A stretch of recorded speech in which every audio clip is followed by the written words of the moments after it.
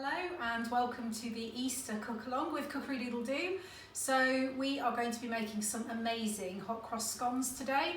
The beauty of these is that unlike a hot cross bun, we don't need any yeast and we also don't need any eggs. So I know people have been struggling to get hold of those things. So we do still need flour, I'm afraid, but I'm hoping you've managed to get hold of some. If you've got plain flour, gluten-free flour, anything like that, then you just need to add some baking powder to that. You'll probably need to add a couple of level teaspoons to this mix because we're using quite a lot of flour here. So this is 225 grams of self-raising flour.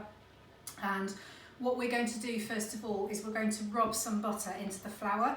And the way I always teach the children to do this in my classes, but actually I do it for myself now as well, is you'll see in recipes they ask you to cut the butter into little cubes. I actually find it much easier, and certainly Little Fingers finds it a lot easier, if you grate the butter instead. And that works whether you're making crumbles, pastry, biscuits, scones, anything where you have to rub the butter into the flour. I find it much easier to grate the butter. A little tip for you, when you're just preparing your grater, if you run it under the cold tap just very briefly and shake off any excess water, it'll just leave the grater a little bit damp, and that way the butter doesn't stick to it, it all just falls off. So I'm going to grate, I've got my 50 grams of butter here, and I'm going to grate it directly just onto the butter paper. So this is cold straight out of the fridge, so it's very easy to grate. And children, obviously mind your fingers with this, get the grown-ups to do it for you, particularly as you get towards the end. But you can see there's no butter at all stuck to that grater, it's completely clean, and that's because it was just a bit damp. I'm going to pop that butter into there. And essentially what you want to do first of all is just get the flour and sprinkle it all over that grated butter, and just use it to help you separate all the bits of butter into individual strands. Now, I forgot to say right at the beginning, but I hope you know anyway, we always have very clean hands before we start cooking. I've got my apron on as well. I've got my oven preheated to 220 degrees. Okay, so as you can see, with my very clean hands, because I'm right in there, I've got those strands of butter, and I'm just going to use two hands now, my fingers and thumbs. And children, if you're cooking along with me, you will know that I call this tickling. We're going to tickle the flour and the butter together, which means we're using our fingertips. We're not scrunching, we don't want that butter to melt in our hot hands. We just want to use our fingertips, and we're just rubbing, getting a bit of air in there as well, a little bit of height with your flour. Try not to spill it everywhere. It doesn't take very long at all. It's not a huge amount of butter. I mean, if you think about it, 50 grams to over 200 grams of flour, it's a very, very small amount of fat that we're using in this recipe. The thing that makes scones bad for you is all the cream and jam and butter that you add after they're cooked. The scones themselves aren't actually that bad for you. It's just what you put on the top that makes the difference, okay? We're not adding any sugar to this recipe either. We're just going to use the natural sugars found in fruit to sweeten it up. Okay, so if we just have a look back at the bowl, just give my hands a little clap there. The best way to tell if you've done it, if you just give your bowl a bit of a shake, any big bits of butter will come to the top. You can see I've got a few there, but pretty much they're mixed in. And it essentially looks a little bit like breadcrumbs. That's what recipe books will tell you that you're looking for. What that means is it's not got that very fine texture of flour anymore, but what you haven't got is any big lumps in there at all. So you can see that is pretty breadcrumby. Okay, so give my hand a quick clap. And the cloth. I've always got my cloth around my apron string. It just gives me somewhere to wipe my hands if I need to. Okay, I probably should have done this before I rub the flour in because my fingers are a bit mucky. But given this is just our home salt, I'm going to go ahead anyway. I'm just going to put a nice big pinch of salt in there. That'll help just bring out the other flavours. It won't be enough to make it taste savoury. Okay, now I've said in the recipe that we're going to grate in an apple. This is a lockdown, I don't have an apple, so rather than run out and get one, just to show you, I'm going to use a pear instead, okay? It will work just as well. So if you don't have an apple and you want to use a pear instead, you absolutely can. If you don't have either, then just leave it out, but what you might need is a bit more milk later on just to help the mixture come together because you'll be losing some of that moisture. Okay, but I'm just going to grate a pear. I'm obviously not going to use the stalk or the endy bit, and I'm not going to use the core either, but I am going to use the skin. There's a lot of fibre and tastiness in that skin, so whether it's a pear or an apple, we're going to grate this now. I might as well do it straight onto my butter paper. It won't take very long. You can see that's a lovely juicy pear. I'll probably need less milk than you guys that are using apples.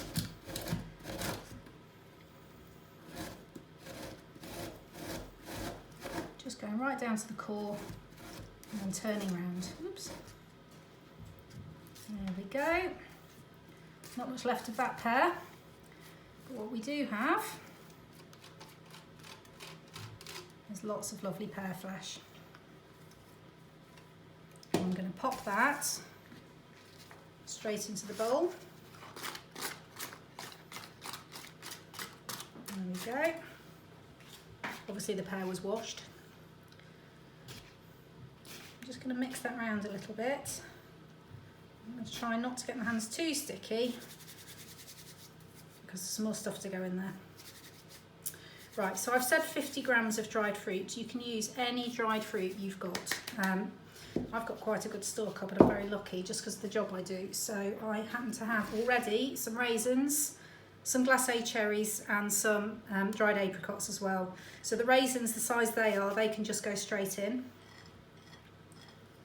Okay, that's 50 grams in total, not 50 grams of each. I've got some scissors here and I'm just going to chop up those apricots. So kids, you might want to get a grown-up to do this for you, or instead of using scissors, you can use a cutlery knife and you will be able to chop these up. They're nice and soft, but absolutely mind your fingers, okay? I'm a grown-up and I'm doing this very, very carefully.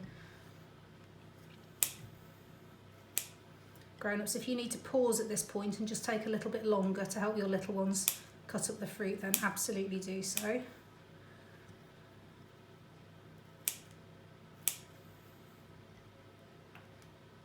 By using a mixture of fruit, we've got lots of lovely flavours in there. Okay, so those are my dried apricots, they're going in.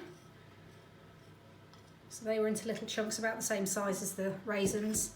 And similarly with the glacé cherries, I'm just going to chop those actually into quarters. I don't mind a little bit of a chunk of glacé cherry. You can go a bit smaller if you want to. Obviously if you've got currants or dried figs or banana chips or bits of dried mango, I don't know what you might have in your cupboards, all kinds of things. Feel free to pop them in.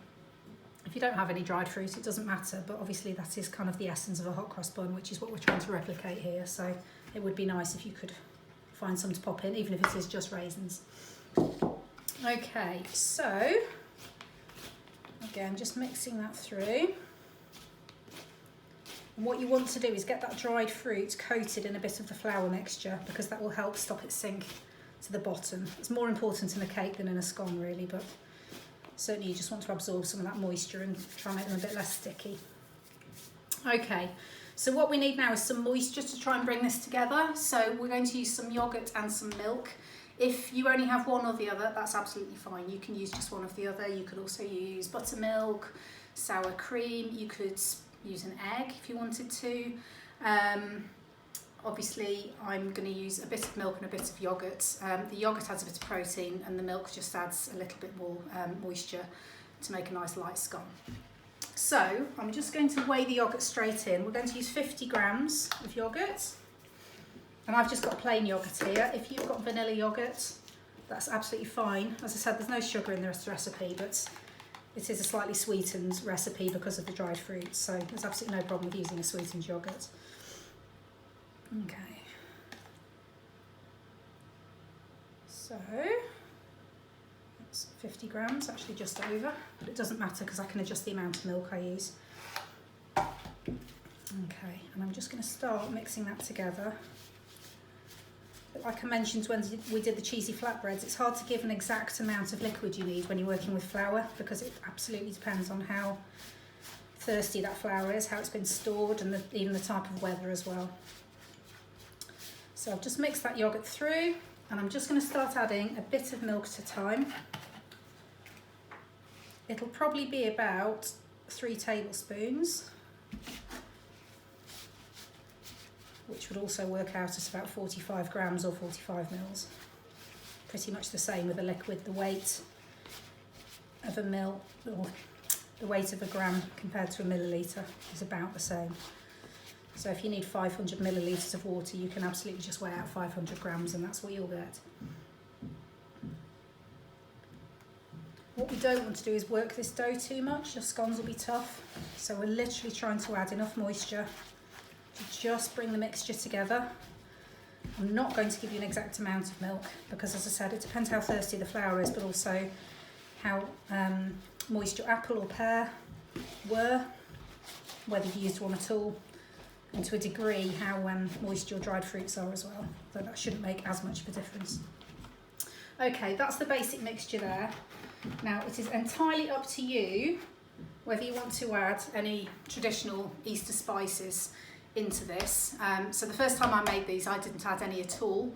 I think actually it's quite nice to have something that makes it taste a bit more Eastery, so I'm going to be adding some cinnamon into this, but you could also add mixed spice or anything else that's kind of aromatic like that, maybe some nutmeg, something like that would work as well. I've forgotten to get it out, so just bear with me. I'm just going to add in, it's really just a healthy pinch.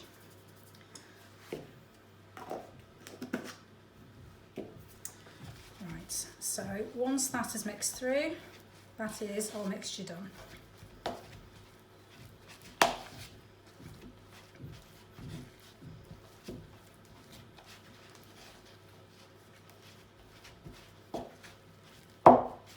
Okay.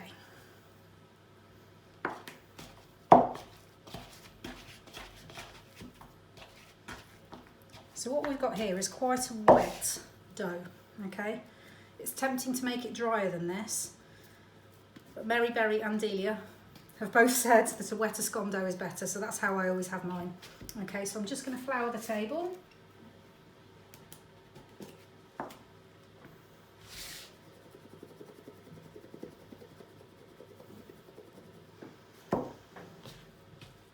We've got a nice sticky scone mix. Okay, we're not going to knead that, we're not going to play around with it. Okay, that will just make the scones tough. Plenty of flour, and I've got here a round cutter. Okay, if you don't have a cutter, you could either maybe use a glass. Try not to use a straight-sided one because it'll be really hard to get the scone out again, so maybe use a wine glass or something that's got a bit of that shape to it so that you have half a hope of getting the scone back out again easily. Or if you don't have any sort of cutter at all, you could literally just cut this mixture now into 6 segments. It won't be the traditional round shape, but they will still taste delicious. The trick with using a cutter is you don't want to twist it as you're kind of going through the dough or coming back out again. The more you twist your scone, the more it's not going to rise up nice and straight in the oven. So if you use your cutter nice and straight, you will get a nice straight scone. If you twist the cutter, which is very tempting to do, then your scone will kind of all move around in the oven, and really you don't want a scone that looks a bit like that. You want a scone that looks like this. So much better if you can try and avoid twisting your cutter. Okay, so the mixture is quite sticky, so I'm going to get some good flour on there. And we're going to go straight down, and we're going to resist the temptation to twist. Okay, you can just pull it out, and then we're going to push straight down. And because I floured the cutter, it's popped out relatively easily. You want a nice tall lump of dough before you start doing this. You want your scones to be really high and stand up proud. Okay, we're not making biscuits here, so we don't want it all rolled out flat. Okay, so there's 4 out of the first mixture, or the first squidge. Just going to squidge it back together. I'm going to try not to work it too much, but we do want it back together as a proper cohesive dough. Again, that just helps it rise up straighter. And hopefully I can get 2 out of here. There's 1.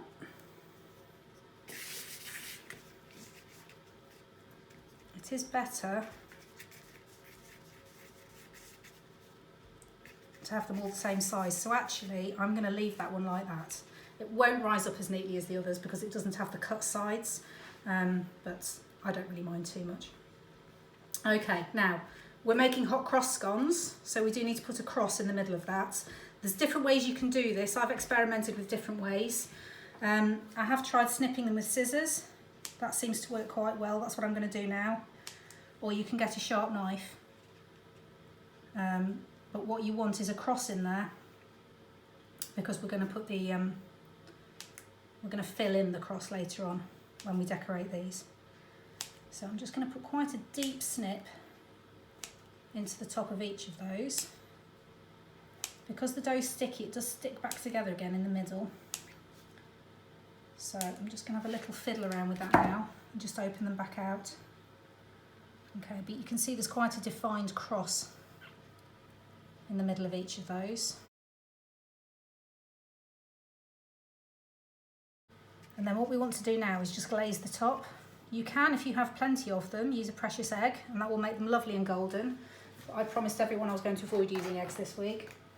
So I'm just going to use a little bit more milk. If you've got a pastry brush, by all means use one. I'm just going to dampen my finger, and I'm literally just moistening the very, very top of each of those. Because what I don't want to do is have milk running down the sides of the scone, because again, that will stick those sides together and they won't rise up as straight in the oven. Okay, you want to leave those sides just neatly cut with nothing running down them, and that will give you the proudest, straightest scones, she says. We'll see what these look like when they come out of the oven. I'm not doing it quite as slowly and carefully as I normally would, because I don't want you guys who aren't actually cooking along with me to get bored. If you are cooking along with me, then obviously you can pause at any point while you catch up. It depends whether you had everything to hand and whether you've got any children helping you. But there we go. Those are those scones glazed. I'm going to pop them straight onto a baking tray. I've got my silicone here, but equally you could grease the tray, or you can put some baking paper or some foil on there. Okay, they're going to go into a really hot oven, so they're going to go into an oven at 220. They'll take about 12 to 15 minutes, it depends on the size of your cutter. Obviously if you've got a smaller cutter than mine, you'll have made more scones, but they will cook more quickly. But we're going to put them in until we tap the bottom, it sounds hollow. I'll show you that a bit later on. Okay, so here are the scones. They've had 15 minutes at 220, and the way to test if they're cooked, it's definitely a job for the grown-ups, but you pick them up and you just give them a little tap. And if they sound hollow, don't know if you can hear that, but that means they're done. Okay, so you want them to sound hollow. That's the same way you test bread as well. You can see the crosses in here. I've actually just marked them out a bit more clearly, just so you guys can see for the camera. But essentially what we're going to do now is just make a cross mark on top with whatever you've got to hand. If you've got some icing sugar, you could just mix that with a little bit of boiling water, or even some lemon juice would be lovely if you've got any. You can make just a nice thick icing that way. You can use some fondant icing and roll strips, and you could use that. I have got some of these icing pens here which have got white chocolate in them.